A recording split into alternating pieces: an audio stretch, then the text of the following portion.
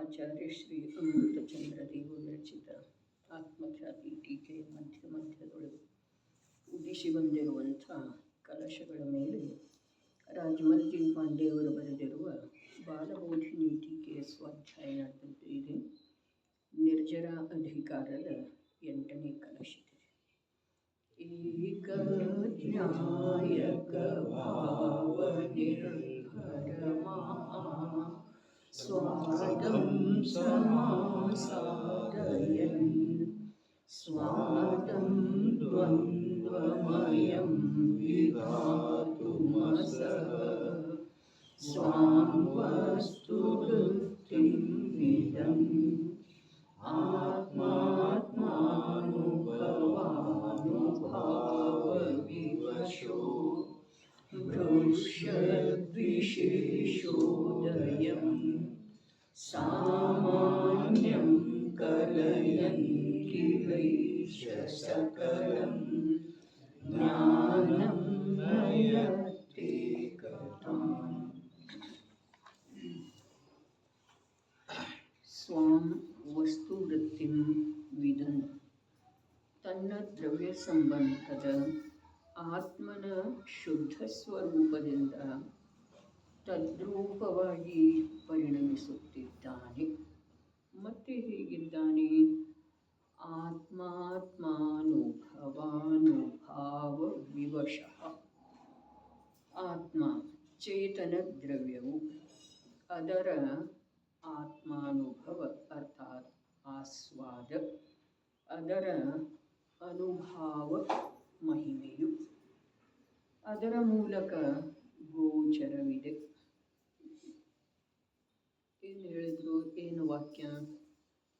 ಚೇತನ ದ್ರವ್ಯವು, ಅದರ ಆಸ್ವಾದ, ಅದರ ಮಹಿಮೆಯು ಅದರ ಮೂಲಕ ಗೋಚರವಿದೆ. ಇಲ್ಲಿ ಪರದ್ದ, ಇಂದ್ರಿಯಗಳದ್ದ, ಆಗಮದ್ದ ಮೊದಲಾದ ಯಾವುದರದ್ದು ಅವಶ್ಯಕತೆ ಇಲ್ಲ.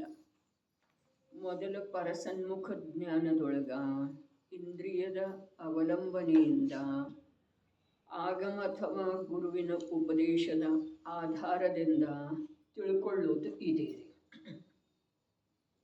ಆದರೆ ಯಾವ ವೇಳೆದೊಳಗ ಆಸ್ವಾದ ಬರ್ತಿದೆಯಲ್ಲ, ಅನುಭವ ಇರ್ತಿದೆಯಲ್ಲ, ಆ ಸಮಯದೊಳಗ ಅದರ ಮೂಲಕನ ತಿಳಿದು ಬರುವಂಥದ್ದಿದೆ, ಗೋಚರ ಇದೆ.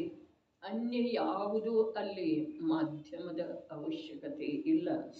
ಮಾಧ್ಯಮ ಬಂತು ಅಂತಂದ್ರೆ ಅದರದ್ದು ನೈಜ ಸ್ವರೂಪ ಅಥವಾ ಅದು ಹೇಗಿದೆ ಹಾಗೆ ತಿಳಿದು ಬರೋದು ಸಾಧ್ಯ ಇಲ್ಲ. ಏನು ಹೇಳಿದ್ರು? ಚೇತನ ದ್ರವ್ಯವು, ಅದರ ಆಸ್ವಾದ, ಅದರ ಮಹಿಮೆ. ಯಾವಾಗ ಚೇತನ ದ್ರವ್ಯದ ಪ್ರತ್ಯಕ್ಷ ಆಸ್ವಾದ ಬರ್ತಿದೆಯೋ ಆವಾಗ ಅದರ ಮಹಿಮೆ ಅದರ ಮೂಲಕನ ಗೋಚರ ಇದೆ. ಶಬ್ದದ ಮೂಲಕ ಇಲ್ಲ, ವಿಕಲ್ಪದ ಮೂಲಕ ಇಲ್ಲ, ಅನ್ಯ ಯಾವುದೂ ಬೇಕಾಗಿಲ್ಲ. ಹಾಗಾದ್ರೆ ಶರೀರ ಮಾಧ್ಯಮ ಖಲು ಧರ್ಮ ಸಾಧನಂ ಅಂಥೇಳಿ ಏನು ವಚನ ಆಗಮದೊಳಗೆ ಇದೆ ಅಂಥೇಳಿ ಬಹಳಷ್ಟು ಜನರ ವಾದ ವಿವಾದ ಮಾಡ್ತಾರೆ ಅಥವಾ ಆಗ್ರಹವನ್ನು ವ್ಯಕ್ತಪಡಿಸ್ತಾರೆ.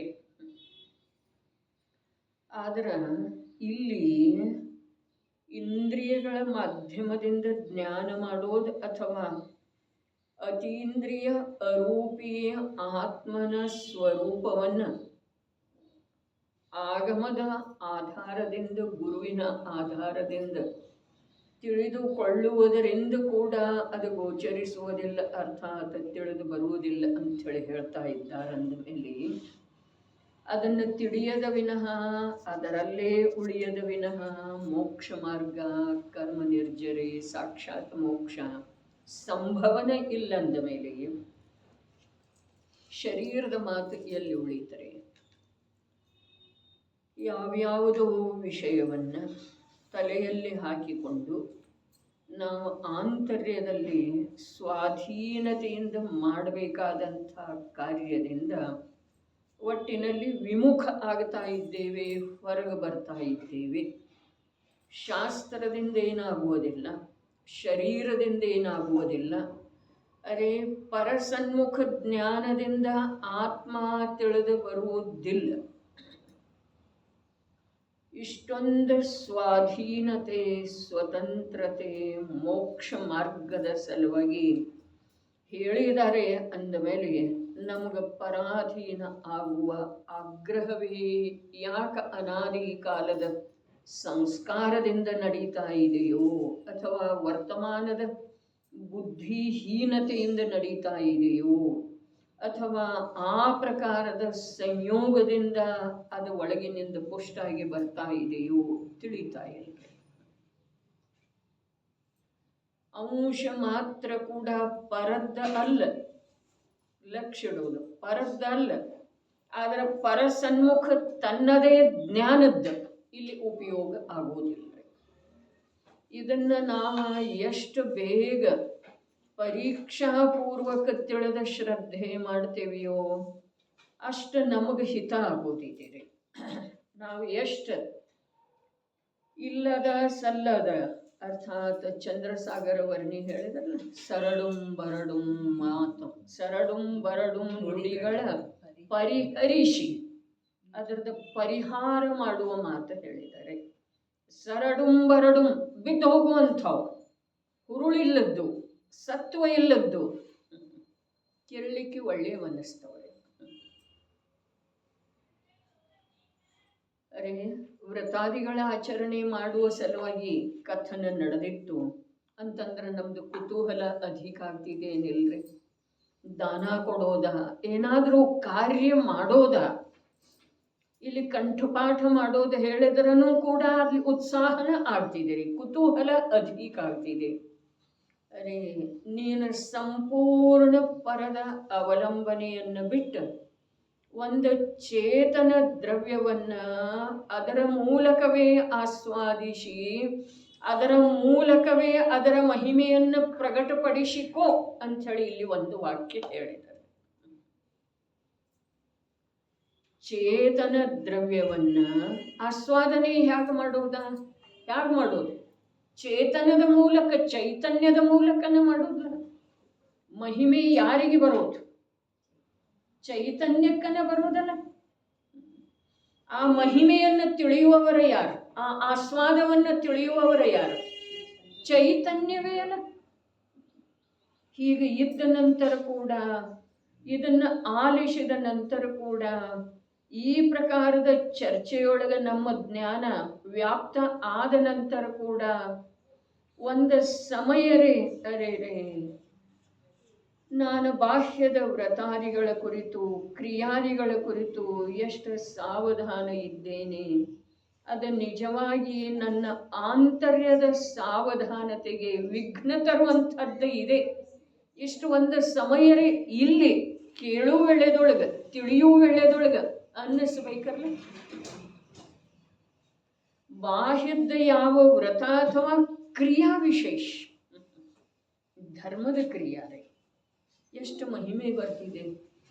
ಅರೆ ಧರ್ಮದ ದಶಲಕ್ಷಣದೊಳಗ ಭಾರಿಲ್ ಬರೆದಿದ್ದಾರಲ್ಲ, ಯಾವನೋ ಓರ್ವ ವ್ಯಕ್ತಿ ಉಪವಾಸ ಮಾಡಿದ್ದಾನೆ ಅಥವಾ ಏಕಾಸನ ಮಾಡ್ತಾ ಇದ್ದಾನೆ ದಶಲಕ್ಷಣದೊಳಗ, ಒಂದು ದಿವಸ ಬಿಟ್ಟು ಒಂದು ದಿವಸ ಉಪವಾಸ ಮಾಡ್ತಾನೆ. ಇದು ನಮ್ದು ಪರಿಭಾಷೆ ರೀ. ಏನೇನೋ ಮಾಡ್ತಾ ಇರ್ತಾನೆ. ಉಪವಾಸ, ಒಟ್ಟಿನಲ್ಲಿ ಉಪವಾಸದ್ದನ್ನ ಚರ್ಚೆ ಇದೆ ಅಲ್ಲಿ. ಉಪವಾಸ ಮಾಡಿದ್ದಾನೆ ಅಥವಾ ಒಂದು ಸಲದ ಆಹಾರ ತ್ಯಾಗ ಮಾಡಿದ್ದಾನೆ. ಅವನ ಕುರಿತಾಗಿ ಜನರಲ್ಲಿ ಎಷ್ಟು ಧಾರ್ಮಿಕ ಅನ್ನುವ ಮನೋಭಾವ ಇದೆಯೋ ಅಷ್ಟ 2 ಸಲ ಊಟ, 2 ಟೈಮ್ ಊಟ ಮಾಡಿ ನಿರಂತರ ಸ್ವಾಧ್ಯಾಯ ಮಾಡ್ತಾ ಇದ್ದಾನಲ್ಲ, ಅವನ ಸಲುವಾಗಿ ಧರ್ಮಾತ್ಮ ಅನ್ನೋ ಭಾವ ಜನರಲ್ಲಿ ಬರೋದನ್ನೇ ಇಲ್ಲ. ಅಂದ್ರೆ ಇದರ ಅರ್ಥ ಇದೆ, ಈ ಜೀವಕ್ಕ ಅಂತಃತತ್ವದ ರುಚಿ ಅಂತೂ ಇಲ್ರಿ. ಅಂತಃತತ್ವದ ಉಪಲಬ್ಧಿಯ ಸಲುವಾಗಿ ಉದ್ಯಮ ಅಂತೂ ಮಾಡ್ತಾ ಇಲ್ಲ. ಆದ್ರೆ ಅದರ ಸಲುವಾಗಿ ಯಾವ ಬಾಹ್ಯ ನಿಮಿತ್ತಗಳನ್ನು ಹೇಳಿದಾರೋ ಆ ನಿಮಿತ್ತಗಳದ್ದೇ ಅನುಸರಣೆ ಮಾಡಿ ಅದರಲ್ಲೇ ಧರ್ಮ ಅಂಥೇಳಿ ಮನ್ನಿಸಿಕೊಂಡಿದ್ದಾನಲ್ಲ.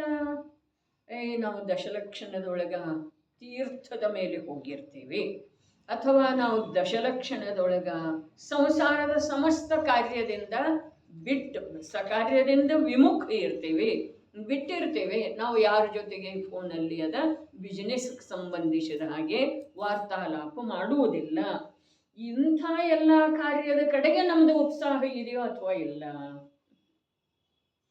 ಇದೇ ರೀ. ಒಂದು ಸಲ ಈ 2024 ಶಶಿಕಾಂತ್ ಬಾಯಿ ಏನು ಹೇಳ್ತೀರಿ? 2024 ತೀರ್ಥಂಕರರ ಹೇಳಿರುವಂಥ ಮಾತನ್ನ 2000 ಸಾಗರ ಸಲುವಾಗಿ ಏನು ನಿಗೋಧದಿಂದ ಬಂದಿದ್ದೀವಲ್ಲ, ಚುಟ್ಟಿ ತಗೊಂಡ ಅದನ್ನು ತಿಳ್ಕೊಳ್ಳುವ ಸಲುವಾಗಿ ಈ 2024 ಒಂದು ಸಂಕಲ್ಪ ಮಾಡೋಣ ನೋಡಿ. ಏನು? ಬರುವ ದಶಲಕ್ಷಣದೊಳಗ ಅತ್ಯಂತ ಜ್ಞಾನದ ಸೂಕ್ಷ್ಮತೆಯ ಮೂಲಕ ಯಾವುದ ಆಂತರ್ಯದೊಳಗ ಪ್ರಗಟ ವಿದ್ಯಮಾನ ಇದೆಯೋ ಅಂಥ ಚೈತನ್ಯ ಪ್ರಕಾಶದ ಪುಂಜ, ಸುಖದ ಅಪಾರ ಸಾಗರ ನಾನಿದ್ದೇನೆ ಅನ್ನುವ ಒಂದು ವಿಕಲ್ಪದ ಮೂಲಕ ಅದನ್ನು ಕಂಡುಕೊಳ್ಳುವ, ತಿಳಿದುಕೊಳ್ಳುವ, ಪ್ರತ್ಯಕ್ಷ ಅನುಭವ ಮಾಡುವ ಒಂದು ಸಂಕಲ್ಪ ಮಾಡುವ. ಕಾರ್ಯ ಎಷ್ಟು ಆಗ್ತಿದೆ ಅದು ಆಗ್ತಿದೆ, ಅದು ಪರ್ಯಾಯದ ಯೋಗ್ಯತೆಯ ಅನುಸಾರ ಆಗ್ತಿದೆ. ಆದರೆ ಮಾಡುವ ದೃಢ ನಿರ್ಧಾರ 24 ತೀರ್ಥಂಕರರ ಪ್ರತಿ ಅವಸರ್ಪಿಣಿ ಉತ್ಸರ್ಪಿಣಿಯೊಳಗ ಇದೇ ಮಾತನ್ನು ಹೇಳಿ ಬಂದಿದ್ದಾರೆ, ಹೇಳ್ತಾ ಬಂದಿದ್ದಾರೆ. ಬರೀ ಹೇಳ್ತಾ ಬರಲಿಲ್ಲರಿ ಅವರ. ಹಾಗಾದ್ರೆ ಏನು ಮಾಡಿದ್ರು? ಆ ಮಾತಿನದೇ ಪ್ರಯೋಗಾತ್ಮಕವಾಗಿ ಆಂತರ್ಯದೊಳಗ ಉದ್ಯಮ ಮಾಡಿ ಪೂರ್ಣ ಲಾಭಾನ್ವಿತ ಆಗಿದ್ದಾರೆ. ಹಾಗಾದ್ರೆ ಅವರು ಹೇಳ್ತಾ ಬಂದಿರೋದು ನಾವು ಕೇಳ್ತಾ ಬಂದ ನಾವು ಆ ಪ್ರಕಾರದನ್ನ ಕಾರ್ಯ ಮಾಡಬೇಕಾಗೋದಲ್ಲ. ಯಾವ ಪ್ರಕಾರದ? ಅದೇ ಮಾತಿನ ಪ್ರಯೋಗವನ್ನ ಆಂತರ್ಯದೊಳಗ ಎಷ್ಟು ಸಾಧ್ಯ ಇದೆಯೋ ಅಷ್ಟು, ತಪ್ಪಿದೆ ರೀ ಇದು, ಎಷ್ಟು ಸಾಧ್ಯ ಇದೆಯೋ ಅಷ್ಟು ಅನ್ನೋದು ಸಂಪೂರ್ಣ ಶಕ್ತಿಯ ಉಪಯೋಗ ಮಾಡಿ ಅದರ ಉಪಲಬ್ಧಿ ಮಾಡಿಕೊಂಡನ ತೀರಬೇಕು ಅನ್ನುವಂಥದ್ದು ಒಂದು ಸಂಕಲ್ಪ ಬೇಕು. ಇಲ್ಲ ಅಂತಂದ್ರೆ ಆ 2000 ಯಾವ ರಜೆ ತಗೊಂಡು ಬಂದಿದ್ದೇವಲ್ಲ ಅದು ಪೂರ್ಣ ಇದೇ ಭವದೊಳಗನು ಆಗೋ ಸಾಧ್ಯ ಇದೆ. ಇದೇ ಭವದೊಳಗನು ತ್ರಸ ಅವಸ್ಥೆ ಪೂರ್ಣ ಆಗೋ ಸಾಧ್ಯ ಇದೆ ರೀ. ಅಂದ್ರೆ ಏನ? ಅರೆ ಈ ನಮ್ಮ ಜೀವನದೊಳಗ ಆಯುವಿನ ಬಂಧ ಆಗಿರಲಿಲ್ಲ ಅಂತಂದ್ರೆ, ಅಥವಾ ತಿರಿಯಂಚ ಆಯುವಿನ ಬಂಧ ಆದದ್ದು ಇದೆ ಅಂಥೇಳಿ ಇಟ್ಕೊಳ್ಳೋಣ. ತಿರಿಯಂಚ ಆಯುವಿನ ಬಂಧ ಆಗಿತ್ತು ಅಂತಂದ್ರೆ ನಮ್ಮದೇನು ಬಾಹ್ಯದ್ದನ ರುಚಿಯೊಳಗ ನಮ್ಮ ಜ್ಞಾನ ಸಾಮರ್ಥ್ಯ ಕಳೆದು ಹೋಗ್ತಾ ಇದೆಯಲ್ಲ, ಅದರ ಫಲಸ್ವರೂಪವಾಗಿ ಅಂತಿಮ ಸಮಯದೊಳಗ ಒಂದು ವೇಳೆ ಪರಿಣಾಮ ಅತ್ಯಂತ ಅಸಾವಧಾನಪೂರ್ವಕ ಮರಣ ಆಯಿತು ಅಂತಂದ್ರೆ ಆ ತಿರಿಯಂಚ ಗತಿಯೊಳಗ ಏಕೇಂದ್ರಿಯಕ್ಕೆ ಹೋಗೋದು ಯಾವ ಪ್ರಕಾರದನು ಸಂದೇಹ ಉಳಿಯುವುದಿಲ್ಲ. ಅದರಲ್ಲಿ ಯಾವ ಪ್ರಕಾರದಿಂದ ವಿಚಾರ ಮಾಡುವಂಥ ಮಾತು ಉಳಿಯುವುದಿಲ್ಲ. ಇನ್ನು ಒಂದು ವೇಳೆ ತಿರಿಯಂಚಗತಿಯಲ್ಲಿ ಹೋದೆವು, ಸಂಜ್ಞೆ ಆಗ್ಬೋದು, ಅಸಂಜ್ಞೆ ಆಗ್ಬೋದು, 2-3 ಇಂದ್ರಿಯ ವಿಕಲತ್ರ ಯಾವುದೂ ಆಗಬಹುದು. ಅಲ್ಲಿಂದರೆ ಅಲ್ಲಿ ಹೋಗೋದನ್ನಲ್ಲಿ ಎಲ್ಲಿ? ನಿಗೋದಕ್ಕೆ. ಅದಕ್ಕೆ ಒಂದು ದೃಢವಾದ ಸಂಕಲ್ಪ ಬೇಕು. ದಶಲಕ್ಷಣ ಪರ್ವ ಆರಂಭ ಆದ ನಂತರ ಈ ಕಾರ್ಯ ಮಾಡ್ತೇನೋ ಅನ್ನುವ ಸಂಕಲ್ಪ. ದಶಲಕ್ಷಣ ಪರ್ವಕ್ಕಿಂತ ಮುಂಚೆ ಆಯು ಪೂರ್ಣ ಆಯ್ತಂತಂದ್ರೆ ಆಗಬಹುದೇನೋ, ಆಗಲಿಕ್ಕಿಲ್ಲ. ಆದರೆ ಈ ಸಂಕಲ್ಪದ ಫಲಸ್ವರೂಪವಾಗಿ ಯಾವಾಗ ನಾವು ದೃಢ ಸಂಕಲ್ಪ ಪ್ರಾಮಾಣಿಕ ರೂಪದಿಂದ ಮಾಡ್ತೇವೆಯೋ ಆ ಸಮಯದಿಂದ ಆ ಪ್ರಕಾರದ ಆಂಶಿಕ ಕಾರ್ಯ ಆರಂಭ ಆಗಿದೆ ಅಂಥೇಳಿ ನಾನು ನನ್ನ ಅಂತ ಸಾಕ್ಷಿಯಾಗಿ ಹೇಳಬಹುದಾಗಿದೆ. ತಮಗೆ ಯಾವ ರೀತಿ ತಮ್ಮ ಪುರುಷಾರ್ಥದ ಮೇಲೆ ಮತ್ತು ಅಂತರಂಗದ ಒಂದು ಭದ್ರ ಭೂಮಿಕೆ, ಶ್ರದ್ಧಾತ್ಮಕವಾದಂಥ ಭೂಮಿಕೆಯ ಪರಿಚಯ ಇದೆಯೋ ಅದರ ಮೇಲಿಂದ ತಾವು ನಿರ್ಣಯ ಮಾಡೋದು. ಅರೇ ಶರಣವಾದಂಥ ಸಂಸಾರದೊಳಗ ಒಂದು ಧರ್ಮವನ್ನು ಹೊರತುಪಡಿಸಿ ಆಶ್ರಯಭೂತ ಯಾವುದೂ ಇಲ್ಲ. ಆ ಧರ್ಮ ಶುದ್ಧಾತ್ಮನನ್ನು ತಿಳಿಯುವುದೇ ಇದೆ ರೀ. ಆ ಧರ್ಮ ಶುದ್ಧಾತ್ಮನನ್ನು ಪ್ರತ್ಯಕ್ಷ ಆತ್ಮನ ಮೂಲಕವೇ ಅನುಭವಿಸುವುದಿದೆ ರೀ. ಅನುಭವಿಸಿದ ನಂತರ ಮತ್ತು ಅನುಭವಿಸುವ ಪೂರ್ವದೊಳಗೂ ಕೂಡ ಶುದ್ಧಾತ್ಮನ ಮೂಲಕವೇ ಅವನ ಮಹಿಮೆ ಮಾಡುವುದಿದೆ. ನೋಡ್ರಿ, ತಮಗೆ ಯಾವ ರೀತಿ ತಿಳಿತಿದೆ, ತಾವು ಯಾವ ರೀತಿ ಅಂತರಂಗದ ಜ್ಞಾನದೊಳಗ ಒಂದು ತೀಕ್ಷ್ಣತೆಯನ್ನು ತಂದುಕೊಳ್ಳುತ್ತೀರಿ, ಅದರ ಮೇಲೆ ಈ ವಿಷಯದ ಆಕಲನ ಆಗೋದು ಮತ್ತು ಪ್ರಯೋಗದೊಳಗೆ ಬರೋದು ಅದೆಲ್ಲ ಅದರ ಮೇಲೆ ಅವಲಂಬಿಸಿದೆ. ಅನಂತ ಕಾಲ ಕಳೆದು ಹೋಯಿತು. ಅನಂತ ಬಾರಿ ಸಂಜ್ಞಿ ಪಂಚೇಂದ್ರಿಯ ಆಗಿದ್ದಿರಬಹುದು, ಆದರೆ ಇದರ ವಿಚಾರ ಮಾಡಲಿಲ್ಲ. ಅನಂತ ಬಾರಿ ಮನುಷ್ಯ ಆಗಿದ್ದಿರಬಹುದು, ಜೈನ ಕುಲೋತ್ಪನ್ನ ಆಗಿದ್ದಿರಬಹುದು. ಅರೆ ಜೈನ ಕುಲೋತ್ಪನ್ನ ಅನಂತ ಬಾರಿ.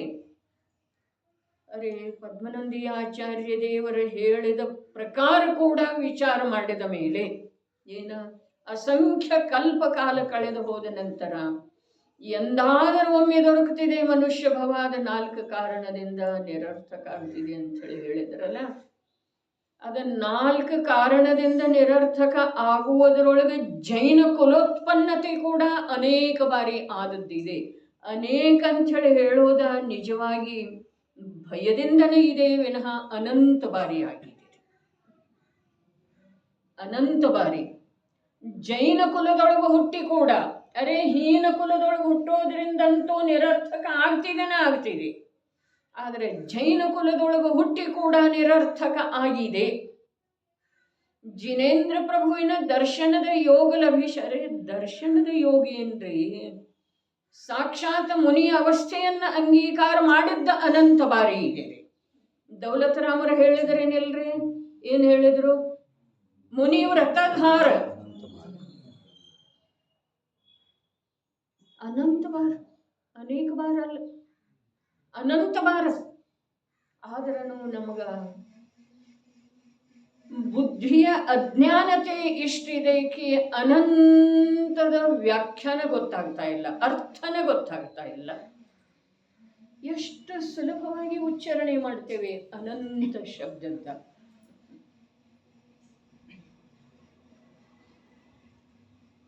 ಇಲ್ಲಿ ಹೇಳ್ತಾ ಇದ್ದಾರೆ, ಒಂದು ಚೇತನ ದ್ರವ್ಯ ಸ್ವಯಂ ನೀ ಇದೆಯಪ್ಪ, ಅದರದ ಆಸ್ವಾದನೆ ಮಾಡು.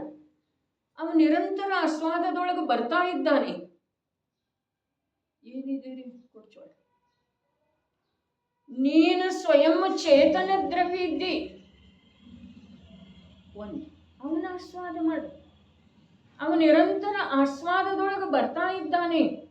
ಅವ ಬರ್ತಾ ಇದ್ದಾನೆ ಅಂತೇಳಿ ಮತ್ತೆ ಮಾಡೋದೇನು ಉಳಿತು? ಅರೆ ಸ್ವಾದದೊಳಗೆ ಬರ್ತಾ ಇದ್ದಾನೆ ಅಂಥೇಳಿ ಏನು ಹೇಳಿದ್ರು, ಅವ ಬೇಸ್ವಾದ ರೂಪದಿಂದ ಸ್ವಾದದಲ್ಲಿ ಬರ್ತಾ ಇದ್ದಾನ್ರಿ. ತನ್ನದೇ ಆದಂಥ ರೂಪವನ್ನ ರಸವನ್ನ ಕೆಡಿಸ್ಕೊಂಡ ಸ್ವಾದದೊಳಗೆ ಬರ್ತಾ ಇದ್ದಾನೆ. ಹೌದೇನಿಲ್ಲ? ಸ್ವಾದದೊಳಗೆ ಬರ್ತಾ ಇರೋದು ಪರವಸ್ತು ಅಲ್ಲ, ಅದರ ಚೈತನ್ಯದ ಪರಿಣತಿಯೇ ಪರವಸ್ತುವಿನ ಜೊತೆಗೆ ಏಕತ್ವ ಮಾಡಿ ವಿಕೃತ ಆಗಿ ಅನುಭವದಲ್ಲಿ ಬರ್ತಾ ಇದೆ. ವಿಕೃತ ರಸ ಕೆಟ್ಟು ಹೋಗಿದೆ ಪೂರ್ತಿ. ನಿನ್ನೆ ತಿರೋಭೂತದ ಮಾತು ಹೇಳಿದ್ರೆ ಇಂದ ಹೇಳ್ತಾ ಇದೆ ಕೆಟ್ಟು ಹೋಗಿದೆ. ಚೇತನ ದ್ರವ್ಯ ನೀನು ಇದ್ದಿ, ಚೇತಿಸುವಂತಹ ಸಾಮರ್ಥ್ಯ ನಿನ್ನಲ್ಲಿ ಇದೆ. ನೀನು ನಿರಂತರ ಚೇತಿಸಿ ಚೇತಿಸಿ ಚೇತಿಸುವ ರೂಪದಿಂದ ಪರಿಣಾಮ ಮಾಡ್ತಾ ಇದ್ದೀಯಪ್ಪ. ಆದ್ರ ಪರದ ಮೂಲಕ ನಿನ್ನ ಅನುಭವ ಮಾಡಲಿಕ್ಕೆ ಹೊರಟಿದ್ದೀನಿ. ಪರದ ಮೂಲಕ ಇಂದ್ರಿಯದ ಮಾಧ್ಯಮದಿಂದ, ಪರಸನ್ಮುಖ ಜ್ಞಾನದ ಮಾಧ್ಯಮದಿಂದ, ಪರವಸ್ತುವಿನ ಅವಲಂಬನೆಯ ಮಾಧ್ಯಮದಿಂದ ಏನು ಮಾಡ್ಲಿಕ್ಕೆ ಹೊರಟಿದ್ದೀವಿ ನಾವು? ನಮ್ಮನ್ನು ನಾವು ತಿಳಿಲಿಕ್ಕೆ, ನಮ್ಮನ್ನು ನಾವು ಸುಖಿ ಮಾಡಿಕೊಳ್ಳುವ ಸಲುವಾಗಿ ಉದ್ಯಮ ಮಾಡ್ತಾ ಇದ್ದೀವಿ. ಎಂಥ ಅದ್ಭುತ ಮಾತಿದೆ ನೋಡ್ರಿ. ಆತ್ಮಾತ್ಮಾನುಭವಾನು ಭಾವ ವಿವಶ. ಚೇತನ ದ್ರವ್ಯವೂ ಅದರ ಆಸ್ವಾದ, ಅದರ ಮಹಿಮೆಯು ಅದರ ಮೂಲಕ ಗೋಚರವಿದೆ. ಅದರ ಮೂಲಕ ಗೋಚರವಿದೆ.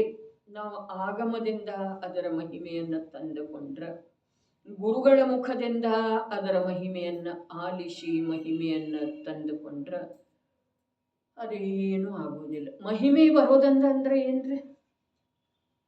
ಮಹಿಮೆಯನ್ನು ತಂದುಕೊಳ್ಳುವುದಂತಂದ್ರೆ ಏನು?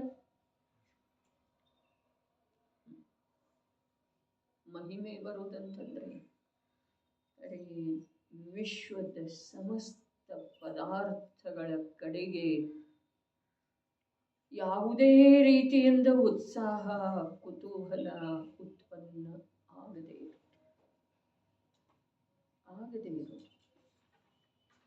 ಎಷ್ಟು ತಿಂದದ್ದೇ ಇದೆ, ಎಷ್ಟು ಊಟದ್ದೇ ಇದೆ, ಎಷ್ಟು ಭೋಗಿಸಿದ್ದೇ ಇದೆ, ಎಷ್ಟು ನೋಡಿದ್ದೇ ಇದೆ. 5 ಇಂದ್ರಿಯಗಳ ಮೂಲಕ ಪರಪದಾರ್ಥಗಳನ್ನು ಯಾವ್ಯಾವ ಪ್ರಕಾರದಿಂದ ಯಾವ್ಯಾವ ರೀತಿಯಿಂದ ಭೋಗಿಸಿದ್ದ ಇದೆ. ಅದರಲ್ಲಿ ಭೋಗದ ಅಭಿಲಾಷೆನ ಹೆಚ್ಚಾಗಿದೆ ವಿನಃ ತೃಪ್ತಿ ಆಗಿಲ್ಲ. ಆಗುವ ಹಾಗೆ ವಸ್ತು ಸ್ವರೂಪ ಇಲ್ಲ. ಯಾವುದನ್ನು ಭೋಗಿಸ್ತೇವೆಯೋ ಅದಕ್ಕೆ ಸಂಬಂಧಿಸಿದ ಹಾಗೆ ಅನೇಕ ಭೋಗದ ಅಭಿಲಾಷೆ ಮತ್ತು ಉತ್ಪನ್ನ ಆಗ್ತಿದೆ. ಇದು ಒಳ್ಳೆಯದಿದೆ. ಒಮ್ಮೆ ಬಂದು ಅಂತಂದ್ರೆ ಅಂಥವು ಮತ್ತೆ ಸಿಗೋದಿಲ್ಲ. ಮತ್ತೊಂದು ತಂದಿಡೋ ಬಿತ್ತು ಮುರಿತು ಒಲಿತು ಕಳೀತು ಮತ್ತೊಂದು.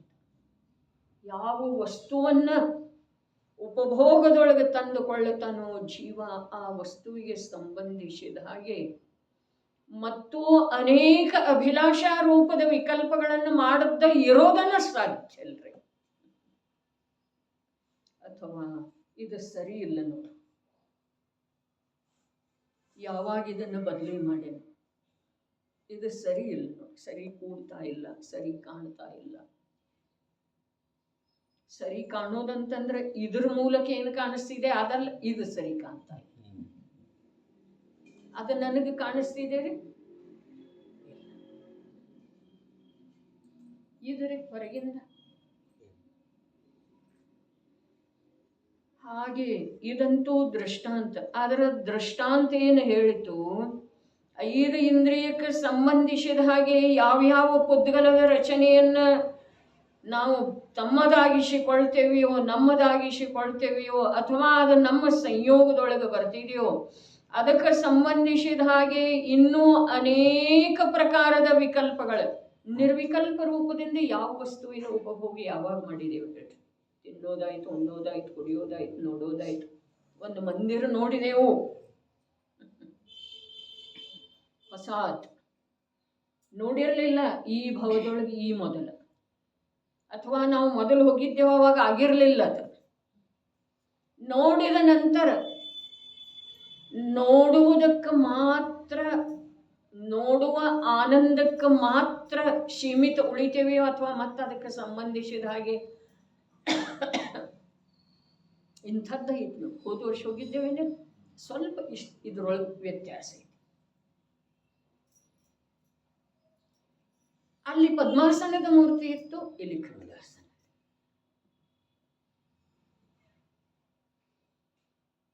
ಅಲ್ಲಿ 3 ಅಡಿ ಇತ್ತು, ಇಲ್ಲಿ 5 ಅಡಿ.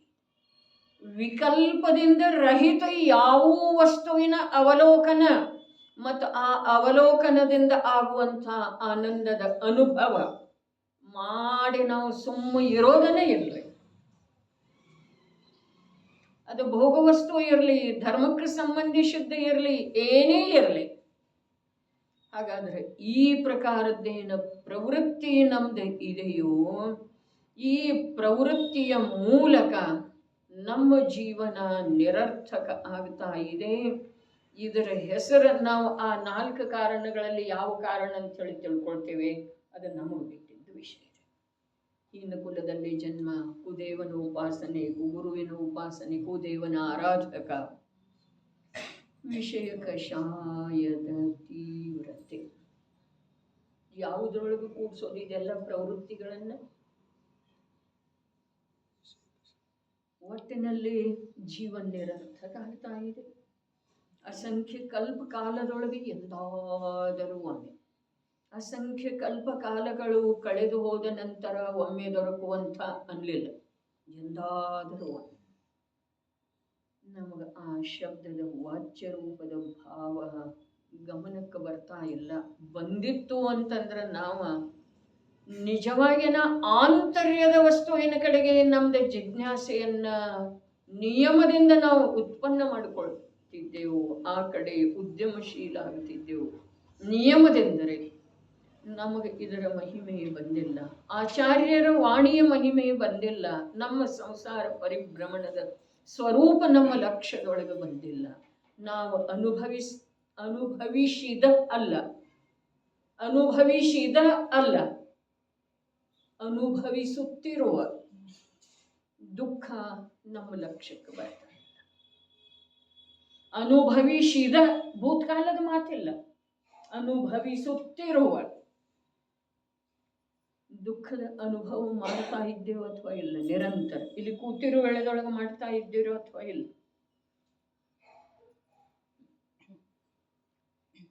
ನಮ್ಮ ಲಕ್ಷ್ಯದೊಳಗೆ ಅದು ಬರ್ತಾ ಇಲ್ಲ. ಬಂದ್ರೂ ಅದನ್ನು ತೋರಿಸಿಕೊಳ್ಳುತ್ತಿಲ್ಲ. ಇಂಥ ಪ್ರವೃತ್ತಿ ನಮ್ಗಿರುವಾಗ ನಿನ್ನೆ ಹೇಳಿದ್ರಲ್ಲ, ಅರಹಂತ ಭಗವಂತರ ಹತ್ರ ಜ್ಞಾನದರ್ಶನ ಸ್ವರೂಪದಿಂದ ಪರಿಣಮಿಸ್ತೀನಿ ಅಂತ ಸಂಕಲ್ಪ ಮಾಡಬೇಕು ಅಂತ. ಹೇಗೆ ಮಾಡಬೇಕು? ಅದೇ ಹೇಗೆ ಮಾಡೋದು ಹೇಳಿಲ್ಲ. ಇಂಥ ಪ್ರವೃತ್ತಿ ಇರು ವೇಳೆದೊಳಗ ಹೇಗೆ ಮಾಡೋದು? ನನ್ನ ಪರಿಣಮನ ಜ್ಞಾನದರ್ಶನ, ಈ ಪ್ರಕಾರದ ಪ್ರಯತ್ನ ಅಥವಾ ಭಾವನೆ ಹೇಗೆ ಅದರ ಸಲುವಾಗಿನ ಮೊದಲು ಪ್ರವೃತ್ತಿಯೊಳಗ ಪರಿವರ್ತನೆ ಬರುವುದ ಅವಶ್ಯಕ ಇದೆ. ಸಮಯಕ್ಕ ಅರೆ ಮಾತು ಹೀಗಿದೆ, ಮಂದಿರದಿಂದ ಬರುವ ಸಮಯದೊಳಗೆ ಇವತ್ತು ಹೇಳಿದ್ರು ಸಾಕಾಗಿ ಹೋಗಿದೆ ತಾಯಿ. ಏನು ಮಾಡೋದ? ಸಾಕಾಗಿ ಹೋಗಿದೆ ನಿಮಗ. ಆದ್ರೆ ಮಾಡೋದೇನು? ಅದಕ್ಕೆ ಉಪಾಯ ಏನು? ಸೋತು ಹೋಗಿದೆ ಜೀವ. ಎಲ್ಲರೂ ಸೋತನ ಗೆಲ್ಲಬೇಕಂತ ಇದ್ದಾರೆ. ಅಲ್ಲೇ ಎಲ್ಲಿ ಸೋಲ್ತಾ ಇದ್ದಾರಲ್ಲ, ಸೋಲ್ತಾ ಇದ್ದೇವಲ್ಲ, ಕ್ಷಣಕ್ಕೆ ಅಲ್ಲೇ ಗೆಲ್ಲಬೇಕಂತ. ಅದಕ್ಕೆ ಏನಿದೆ? ಮೊಂಡವಾದ ಇದೆ ರೀ, ದುರಾಗ್ರಹ ಇದೆ ರೀ. ಸೋತು ಹೋಗಿದೆ ಅಂತಂದ್ರ ಅದನ್ನ ಬಿಡುವ ವಿಚಾರ ಎಷ್ಟಿದೆ. ಮಾಡ್ಕೋಬೇಕು, ಕರ್ತವ್ಯ ಇದೆ, ಅನಿವಾರ್ಯ ಇದೆ. ಇದೆಲ್ಲ ಮತ್ತು ದೊಡ್ಡ ಸ್ಥಾನ ಕೊಚ್ಕೊಳ್ತೇವೆ.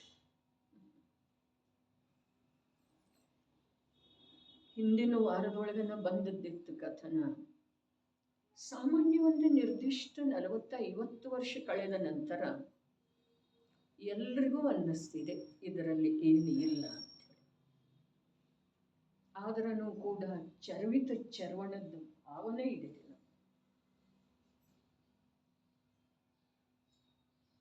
ಅಲ್ಲಿಂದ ಉದಾಸೀನ ಆಗುವ, ಅರ್ಥಾತ್ ಅಲ್ಲಿಂದ ಬಿಡುಗಡೆ ಹೊಂದುವ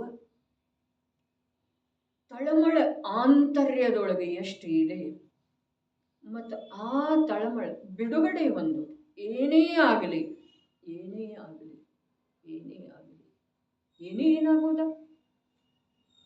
ಏನಾಗೋದು ಮರಣವ ನೈದಿಯೂ ಕೂಡ.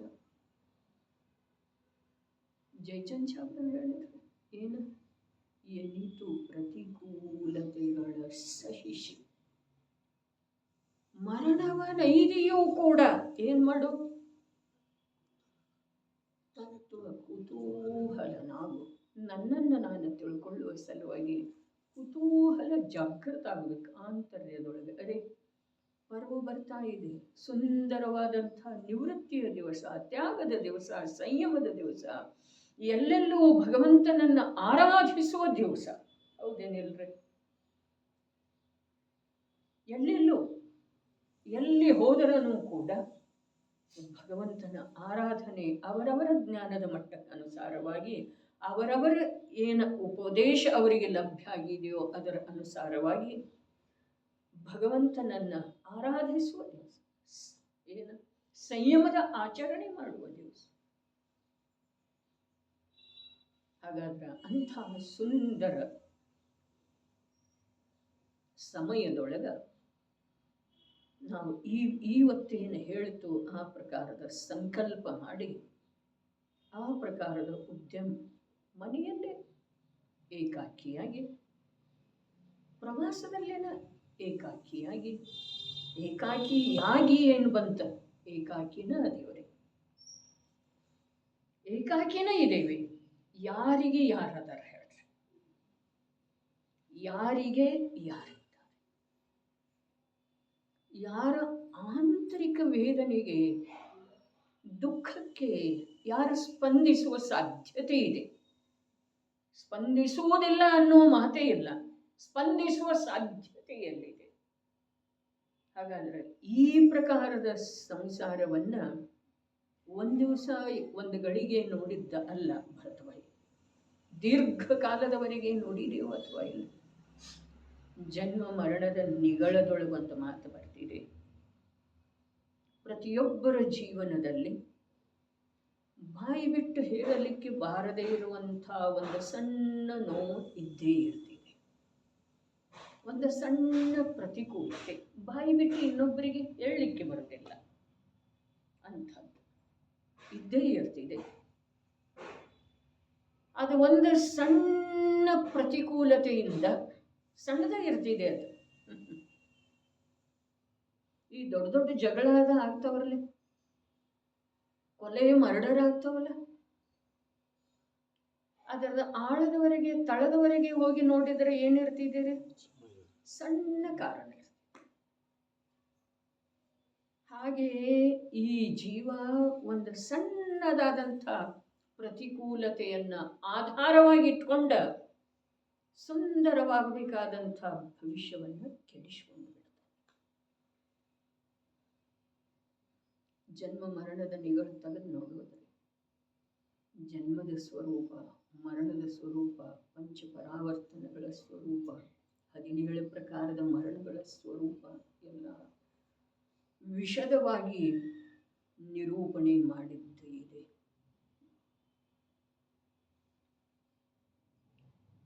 ಏನೆಲ್ಲ ಇದ್ರೂ ಕೂಡ ಎಲ್ಲಿವರೆಗೆ ಚಂದ್ರಕಾಂತಣ್ಣ, ಎಲ್ಲಿವರೆಗೆ ನಮಗೆ ದೇಹದಿಂದ ಅತೀತವಿರುವಂಥ ಅಂತಃತತ್ವ ರೂಪಿ ಚೈತನ್ಯ ತತ್ವದ ಕಡೆಗೆ ನಮ್ಮ ಚೈತನ್ಯದ ಪ್ರಯತ್ನ ಆರಂಭ ಆಗುವುದಿಲ್ಲವೋ ಅಲ್ಲಿವರೆಗೆ ಏನು ಓದಿದ್ರನು, ಏನು ಕೇಳಿದ್ರನು, ಏನು ಮಾಡಿದ್ರನು ಅದರ ಫಲ ಎಲ್ಲ ಬರೇ ಪರದೊಳಗೆ ಅರ್ಥಾತ್ ಬಂಧಕ್ಕೆ ಕಾರಣ ಆಗ್ತಿದೆ ನೋಡ್ರಿ. ಏನೇ ಮಾಡಿದರನು ಕೊನೆಗೇನಿಲ್ಲ ಅಂಜುತಾಯಿ. ಪರದ ಮಾತಲ್ಲ. ನಾವು ಧರ್ಮದ ಹೆಸರಿನಲ್ಲಿ ಮಾಡಿದ್ದರ ಫಲ ಕೊನೆಗೇನಿಲ್ಲ, ಏನು ಇಲ್ಲ. ದೇಹದಲ್ಲಿ ಇರುವಂಥ, ದೇಹದಿಂದ ಅತ್ಯಂತ ಅಸ್ಪೃಷ್ಟನಿರುವಂಥ ರೂಪಿ ಚೈತನ್ಯ ಮಹಾಪದಾರ್ಥವನ್ನ ಪರದ ಲಕ್ಷ್ಯ ಬಿಟ್ಟುಕೊಟ್ಟ, ಪರದ ಅಭಿರುಚಿ ಬಿಟ್ಟುಕೊಟ್ಟ, ಅದು ಒಂದನ್ನೇ ಪ್ರಾಪ್ತ ಮಾಡಿಕೊಳ್ಳುವ ಏನೇ ಆಗಲಿ ಅದರ ಪ್ರಾಪ್ತಿ ಮಾಡಿಕೊಂಡೇ ತೀರೋದು, ಅದನ್ನು ತಿಳ್ಕೊಂಡೇ ತೀರೋದು, ಅದನ್ನು ಪ್ರಕಟ ಅನುಭವದಲ್ಲಿ ತಂದುಕೊಂಡೇ ತೀರೋದು ಅನ್ನುವ ಪಣ, ನಿರ್ಣಯ, ಸಂಕಲ್ಪ, ಪ್ರತಿಜ್ಞೆ ಪ್ರತಿಜ್ಞೆ ಮಾಡೋದರ ಅರ್ಥ ಅದರ ಕಡೆಗೆ ನಿರಂತರ ಉದ್ಯಮ ಮಾಡೋದ್ರಿ. ಹಾಗಾದ್ರೆ ಅದನ್ನು ಎಲ್ಲಿಯವರೆಗೆ ಮಾಡುವುದಿಲ್ಲ, ಅದರಿಂದ ಎಲ್ಲಿಯವರೆಗೆ ಲಾಭಾನ್ವಿತ ಆಗುವುದಿಲ್ಲ, ಪ್ರತ್ಯಕ್ಷ ಅದರ ಮಹಿಮೆ ಅದರ ಮೂಲಕ, ಅದರ ಆಸ್ವಾದದ ಮೂಲಕ ಯಾವಾಗ ಬರ್ತಿದೆಯೋ ಆವಾಗ ನಮ್ಮ ಜೀವನದೊಳಗ ಈ ಜೀವನದಲ್ಲಿ ಸಂಪಾದನೆ ಮಾಡಿದ್ದ ಏನಾದರೂ ಒಂದಿಷ್ಟ ನಿಧಿ ಪ್ರಾಪ್ತ ಆಗ್ತಿದೆ. ಇಲ್ದಿದ್ರ ಬರೇ ಕಳ್ಕೊಂಡದ್ದಾಯ್ತ್ರಿ, ಬರೇ ಕಳ್ಕೊಂಡದ್ದಾಯ್ತು. ಮನುಷ್ಯ ಜೀವನ ನಿರಂತರ ಕಳೆದು ಹೋಗ್ತಾ ಇದೆ, ಜ್ಞಾನ ಸಾಮರ್ಥ್ಯ ನಿರಂತರ ಕಳೆದು ಹೋಗ್ತಾ ಇದೆ. ಯಾವ ಪರಕ್ಕೆ ಸಮರ್ಪಿತ ಇದ್ದೇವಲ್ಲ ಆ ಪರದಿಂದ ನಿರಂತರ ದುಃಖ ಪ್ರಾಪ್ತ ಆಗ್ತಾ ಇದೆ. ದುಃಖ ಪ್ರಾಪ್ತ ಆದ್ರೂ ಕೂಡ ಆ ಪರಕ್ಕೆ ನಿರಂತರ ನಾವು ಮುಗ್ಧ ಆಗಿದ್ದೀವಿ. ಹಾಗಾದ್ರೆ ಕೊನೆಗೇನು ಇರೋದ್ರಿ? ಕೊನೆಗೇನಿರೋದು? ಇದನ್ನು ಮಾಡ್ತಾ ಮಾಡ್ತಾ ಮಾಡ್ತಾ ಗೊಂದಲದೊಳಗ ಒಂದಿಷ್ಟು ಅದನ್ನು ಮಾಡೋದು, ಇದನ್ನು ಮಾಡುವ ಮಾಡುವ ಮಾಡುವ ಮಾಡುವ ಮಾಡುವ ಗೊಂದಲದೊಳಗ ಒಂದಿಷ್ಟು ಅದು ಮಾಡೋದು, ಒಂದಿಷ್ಟು ನಿರ್ವಪಾಮಿತಿ ಸ್ವಾಹ, ಒಂದಿಷ್ಟು ನಮೋರ ಅಂತ ನಮ್ಮ ನಮೋಷಿತ. ಏನು ಆಯಿತು ಅದರ ಫಲ? ನಾನು ನಿಂದೆ ಮಾಡ್ತಾ ಇಲ್ಲ, ಯಾವ ಕ್ರಿಯೆಯ ನಿಷೇಧ ಮಾಡ್ತಾ ಇಲ್ಲ, ಆದ್ರೆ ಆ ಕ್ರಿಯೆಯೊಳಗ ಶುದ್ಧಾತ್ಮನ ಕುರಿತು ರುಚಿ ಆಸಕ್ತಿ ಎಷ್ಟಿದೆ. ಕ್ರಿಯೆ ಮಾಡಿಬಿಡ್ತೇವೆ, ಆದ್ರೆ ಮಾಡಿ ಆ ಕ್ರಿಯೆಯನ್ನು ಬಿಟ್ಟ ನಂತರ ನಮ್ಮಲ್ಲೇ ಮತ್ತೆ ಏನು ಉಳಿತು? ಏನೂ ಇಲ್ಲ, ಮತ್ತೆ ಖಾಲಿನೇ. ವಿಚಾರ ಮಾಡೋದ ಇದು ಶ್ಲೋಕದ ಕೊನೆ ತಗೊಂಡವ್ರೆ. ಏನ ಚೇತನ ದ್ರವ್ಯವು, ಅದರ ಆಸ್ವಾದ, ಅದರ ಮಹಿಮೆಯು ಅದರ ಮೂಲಕ ಗೋಚರವಿದೆ. ಮತ್ತೆ ಹೇಗಿದೆ? ವಿಶೇಷೋದಯಂ ಭ್ರಸ್ಯತ್, ವಿಶೇಷ ಜ್ಞಾನದ ಪರಿ ಅದರ ಮುಖಾಂತರ ಉದಯಂ ನಾನಾ ಪ್ರಕಾರ ಅವುಗಳ ಭ್ರಶ್ಯತ್ ನಾಶ ಮಾಡುತ್ತ, ವಿಶೇಷೋದಯಂ ಭ್ರಶ್ಯತ್ ಜ್ಞಾನ ಪರ್ಯಾಯ ಅದರ ಮುಖಾಂತರ ನಾನಾ ಪ್ರಕಾರ ಅವುಗಳ ನಾಶ ಮಾಡುತ್ತ. ಏನ್ ನಾನಾ ಪ್ರಕಾರ? ಜ್ಞಾನದ ಪರ್ಯಾಯ ಅದರ ಮುಖಾಂತರ ನಾನಾ ಪ್ರಕಾರ. ಯಾವುದರದ್ದು ಪ್ರಕಾರ? ಅದರ ಮುಖಾಂತರ ಏನು ಪ್ರಕಾರ?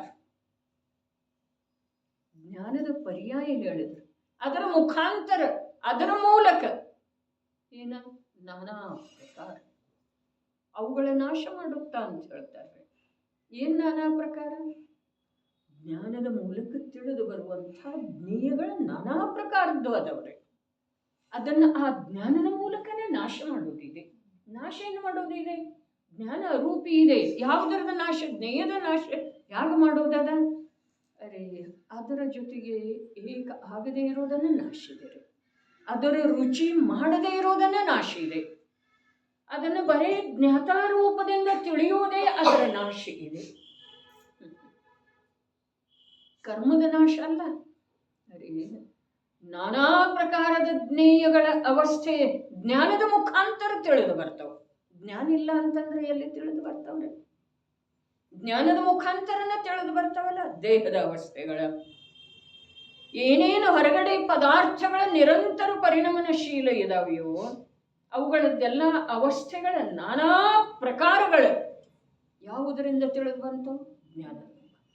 ಯಾವ ಜ್ಞಾನದ ಮುಖಾಂತರ ತಿಳಿದು ಬರ್ತಾವೆಯೋ ಅದೇ ಜ್ಞಾನದ ಮೂಲಕ ಅವುಗಳನ್ನು ನಾಶ ಮಾಡುವುದಿದೆ. ಇನ್ನೊಂದು ಸಾಧನ ಬೇಕಾಗಿಲ್ಲ. ತಪಸ್ಸಿನ ಮೂಲಕ ಇಲ್ಲ, ವ್ರತದ ಮೂಲಕ ಇಲ್ಲ, ಕ್ಷೇತ್ರಾಂತರದಿಂದ ಇಲ್ಲ, ಅವಸ್ಥಾಂತರದಿಂದ ಇಲ್ಲ, ಜ್ಞಾನದ ಮೂಲಕ ನಾವು ತಿಳಿದು ಬರ್ತಾವಲ್ಲ ನಿನಗ.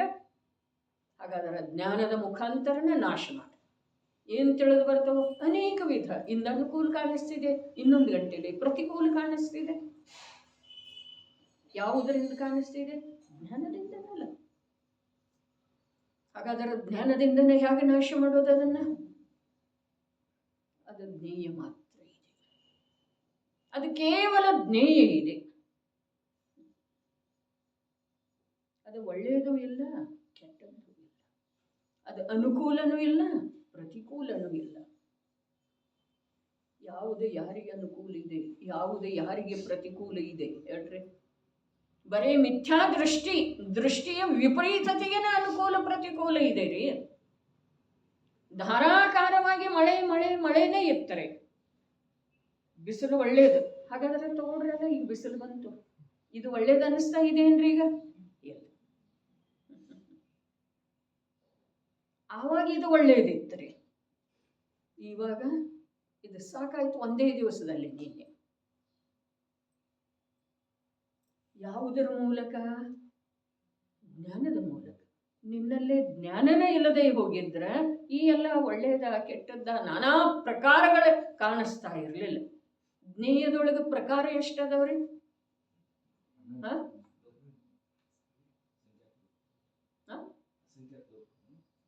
ಜ್ಞೇಯದೊಳಗೆ ಪ್ರಕಾರ ಎಷ್ಟದವು?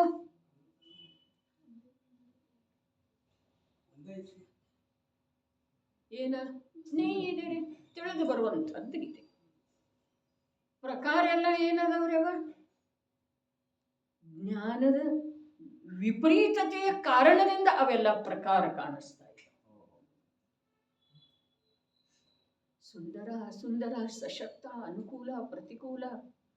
ಯಾವ ದಿವಸ ಸೊಸೆ ಬಲಗಾಲಿಟ್ಟು ಮನೆಯಲ್ಲಿ ಬರ್ತಾಳಲ್ಲ, ಆ ವೇಳೆಕಿನ್ ಆ ಸಮಯದ್ದೇನು ಭಾವ ಇರ್ತಿದಲ್ಲ ಸೊಸೆಗೆ ಸಂಬಂಧಿಸಿದ ಹಾಗೆ, ಆ ಭಾವ 8 ದಿವಸ ಕಳೆದ ನಂತರ, 8 ವರ್ಷ ಕಳೆದ ನಂತರ ಇರ್ತಿದೆ ಅಲ್ರಿ?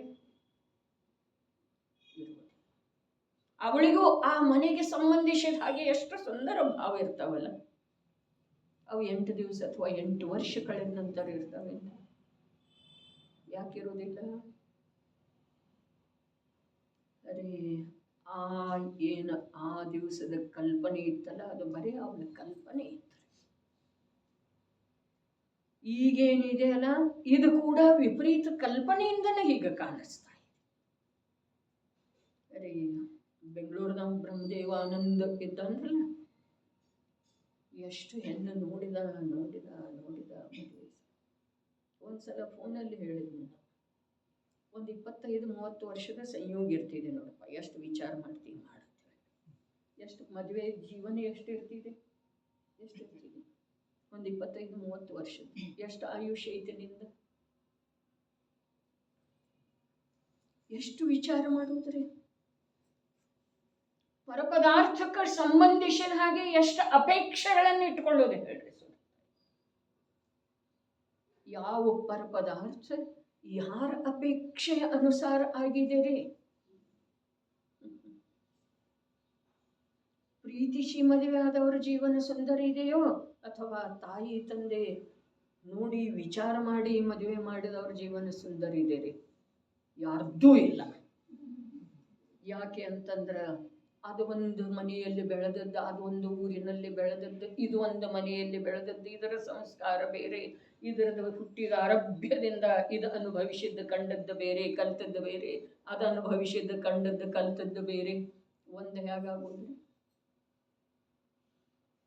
ಇನ್ನು ಸಂಸಾರದ ನಿಯಮ ಹೀಗಿದೆ ಮಧುಕರಣ್ಣ, ಏನ ಒಂದು ಜೀವದ ಅಭಿಪ್ರಾಯದ ಜೊತೆಗೆ ಆ ಜೀವದ ಸಂಯೋಗದಲ್ಲಿರುವಂಥ ಯಾವುದೇ ಸಂಬಂಧದ ಜೀವದ ಅಭಿಪ್ರಾಯ ಏಕ ಇರುವುದು ಸಾಧ್ಯ.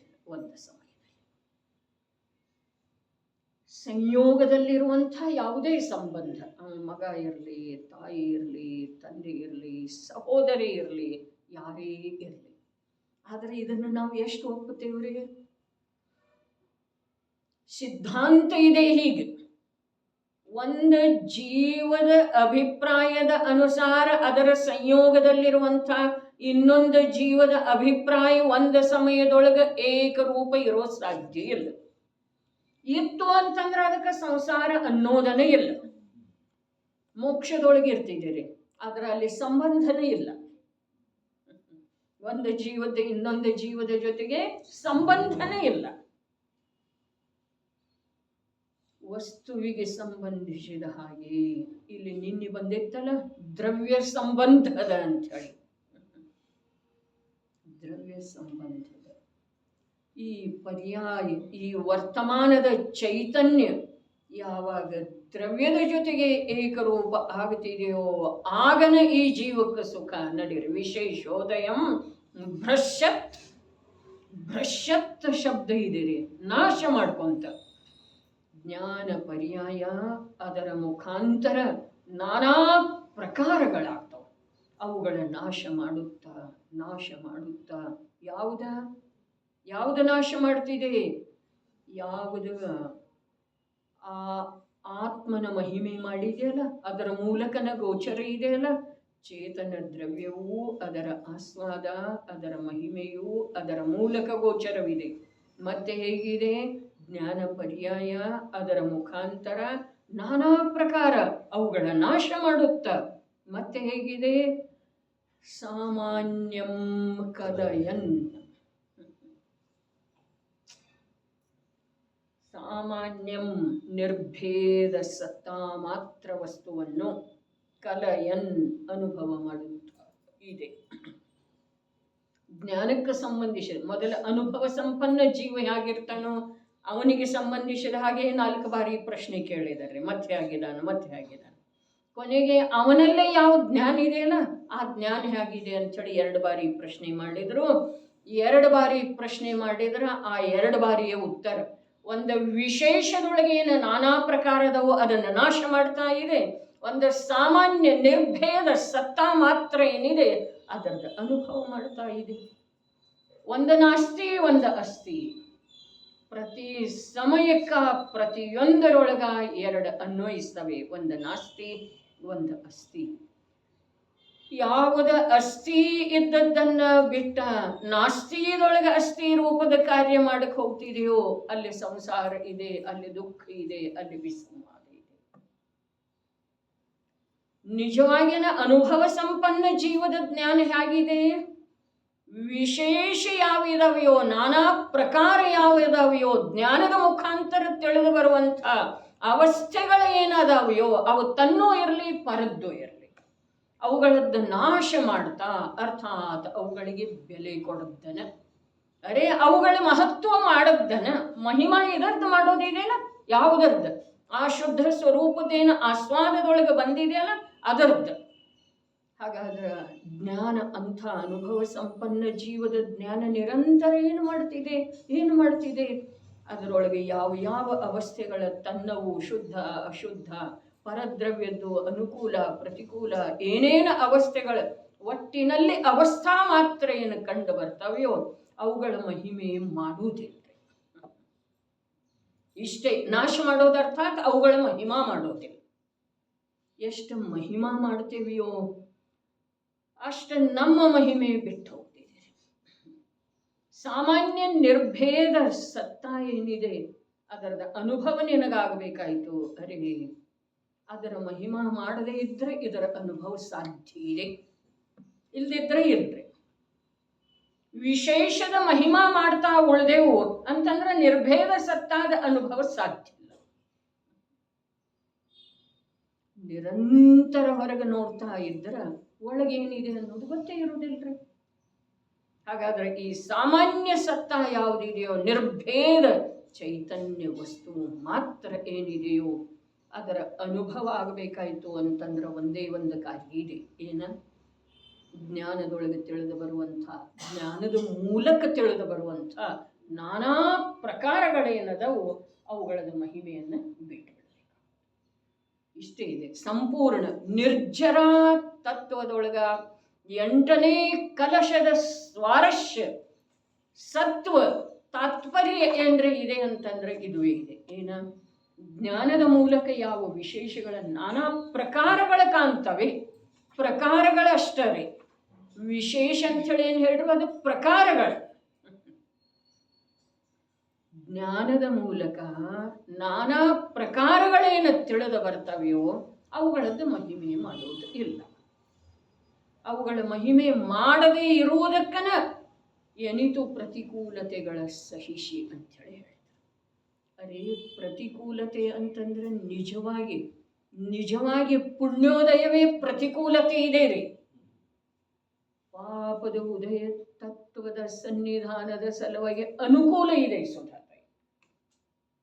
ನಾನು ಯಾವತ್ತಾದರೂ ಹೇಳಿದ್ದೇನೆ, ಯಾವ ಕಾಲಕ್ಕಾದರೂ ಹೇಳ್ತಾ ಇದ್ದೇನೆ. ಈಗ ಯೋಚನೆ ಮಾಡ್ರಿ, ಭರತ ಚಕ್ರವರ್ತಿಗೆ ವ್ಯಾಪ ಅಧಿಕೋ, ಚಕ್ರವರ್ತಿ ಆಹಾರಖಂಡದ ಅಧಿಪತಿಗೆ ವ್ಯಾಪ ಅಧಿಕೋ, ಅಥವಾ ಅವನ ಸಂಯೋಗದೊಳಗೆ ಬಂದಿರುವಂಥ ಪಟ್ಟದ ಆಣೆ ಅಥವಾ ಪಟ್ಟದ ಕುದುರೆಗೆ ವ್ಯಾಪ ಅಧಿಕರೇ, ಸೇನಾಪತಿಗೆ, ಮಂತ್ರಿಗೆ, ಯಾರಿಗೆ ಅಧಿಕರೇ? ಯಾರದ ಕಾರ್ಯಕ್ಷೇತ್ರ ಎಷ್ಟು ಅಧಿಕ ಇದೆಯೋ ಅಷ್ಟು ವ್ಯಾಪ ಅಧಿಕ. ಅದಕ್ಕೆ ಮಹಾಮುನಿಗಳ ಅರೆ ಅರಹಂತರು ಕೂಡ ಯಾವಾಗ ಯೋಗ ನಿರೋಧ ಮಾಡ್ತಾರ್ರಿ, ಸಮೋಸರಣದ ವಿಸರ್ಜನೆ ಮಾಡ್ತಾರ್ರಿ, ತೀರ್ಥಂಕರ ಭಗವಂತರು ಕೂಡ ಯೋಗ ನಿರೋಧ ಮಾಡುವ ಸಲುವಾಗಿ, 4 ಘಾತಿ ಕರ್ಮಗಳ ಅಭಾವ ಮಾಡುವ ಸಲುವಾಗಿ ಸಮವಸರಣದ ವಿಸರ್ಜನೆ ಮಾಡ್ತಾರೆ. ಸಲ್ಲೇಖನ ಸಾಧಿಸುವ ಸಲುವಾಗಿ ಸಂಘಸ್ಥ ಆಚಾರ್ಯ ಪದದ ತ್ಯಾಗ ಮಾಡ್ತಾರೆ. ಹೌದು ಅಥವಾ ಇಲ್ಲ? ಹೀಗಿರುವ ವೇಳೆದೊಳಗ ಎಷ್ಟು ನಾವು ಪರಪದಾರ್ಥ ಅರ್ಥಾತ್ ಪರ್ಯಾಯ ವಿಶೇಷ ಜ್ಞಾನದೊಳಗೆ ಏನೇನು ತಿಳಿದು ಬರ್ತವೆಯೋ ಅವುಗಳದ್ದೆಲ್ಲ ಮಹಿಮಾ ಮಾಡೋದು ಅರ್ಥಾತ್ ವಿಚಾರ ಮಾಡೋದು, ಅದನ್ನು ತನ್ನ ವಿಚಾರದ ಭೂಮಿಕೆಯೊಳಗೆ ಸ್ವೀಕಾರ ಮಾಡೋದು. ಇದೇನಿದೆ ರೀ, ಇದು ನಿಜವಾಗಿ ಆ ನಿರ್ಭೇದ ತತ್ವ ಏನು ಇದೆಯೋ ಆ ತತ್ವದ ಅನುಭವದಲ್ಲಿ ವಿಘ್ನ ಇದೆ ರೀ. ಮಹಿಮೆ ಬರೋದಂತಂದ್ರೆ ಏನ? ತತ್ವದ ಮಹಿಮೆ ಬರೋದಂತಂದ್ರೆ ಅನ್ಯದ ಮಹಿಮೆ ಬಿಟ್ಟು. 8ನೇ ಕಲಶದ ಸಾರ ಏನ? ನಮ್ಮಲ್ಲಿ ಜ್ಞಾನ ಇದೆ, ಹೌದೇನಿಲ್ರಿ? ಜ್ಞಾನಕ್ಕ ನಾನಾ ಪ್ರಕಾರಗಳ ನಿರಂತರ ತಿಳಿದು ಬರ್ತಾವೆ, ಗೋಚರಿಸ್ತಾವೆ. ಅದರ ಆ ಎಲ್ಲ ಪ್ರಕಾರಗಳದ್ದ ನಾವು ವಿಚಾರ ಮಾಡ್ತಾ ಅಥವಾ ಅದರಲ್ಲಿ ಇಳಿತಾ ಹೋದೆವು ಅಂತಂದ್ರೆ ನಿಶ್ಚಿತವಾಗಿ ನಮ್ದು ಏನಾಗೋದ? ಭವ ಸಮುದ್ರದಲ್ಲಿ ಮುಳುಗೋದೇ ಆಗೋದು. ಶುದ್ಧ ಸ್ವರೂಪದ ಅನುಭವ ಏನಿದೆ, ನಿರ್ಭೇದ ತತ್ವದ ಅನುಭವ ಏನಿದೆ, ಅದು ಸಂಭವ ಆಗೋದಿಲ್ಲ. ಮತ್ತು ಅದರದ ಎಲ್ಲಿಯವರೆಗೆ ಅನುಭವ ಆಗುವುದಿಲ್ಲ, ಅನುಭವದೊಳಗನೆ ಉಳಿಯುವುದಿಲ್ಲ, ಅಲ್ಲಿಯವರೆಗೆ ಕರ್ಮ ನಿರ್ಜರ ಅಥವಾ ಮೋಕ್ಷದ ಪ್ರಾಪ್ತಿ ಆಗುವುದಿಲ್ಲ.